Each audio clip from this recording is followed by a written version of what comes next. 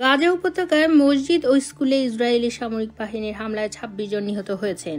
আজ রোববার ৬ অক্টোবর ভোরে গাজায় দেইর আল বালাহ শহরের আল আকসা শহীদ মসজিদ ইবনে রুশদ স্কুলে হামলা হয়। ব্রিটিশ সংবাদ সংস্থা বিবিসি এক প্রতিবেদনে এই খবর জানিয়েছে। হামাস নিয়ন্ত্রিত গাজায় মিডিয়া অফিস জানিয়েছে, ইসরায়েলি বিমান হামলায় অন্তত ২৬ জন নিহত এবং ৯৩ জন আহত হয়েছেন। হামলার লক্ষ্যবস্তু ছিল একটি মসজিদ ও একটি স্কুল, যেখানে বাস্তুচ্যুত মানুষেরা আশ্রয় নিয়েছিলেন।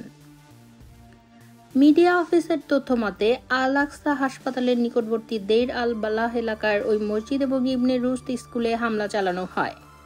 ইসরায়েলের সামরিক বাহিনী IDF এক বিবৃতিতে বলেছে, তারা হামাসের সন্ত্রাসীদের উপর সুনির্দিষ্ট হামলা চালিয়েছে।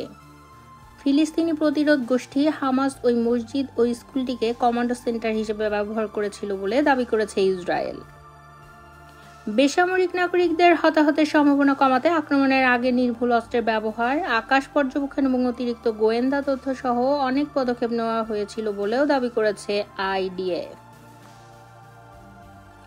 IDF জনসাধারণকে সতর্ক করেছে, উত্তর গাজাকে এখন একটি বিপজ্জনক যুদ্ধ অঞ্চল হিসাবে বিবেচনা করা হচ্ছে।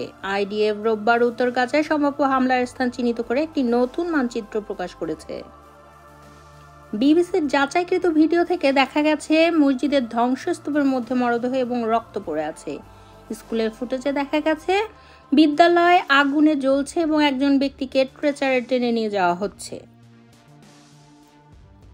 হামাস ইসরায়েল যুদ্ধের বছরপূর্তির একদিন আগে এমন হামলা করল দখলদার জায়নবাদী রাষ্ট্রটি। ২০২৩ সালের ৭ অক্টোবর ইসরায়েলে আচমকা হামলা চালায় হামাস।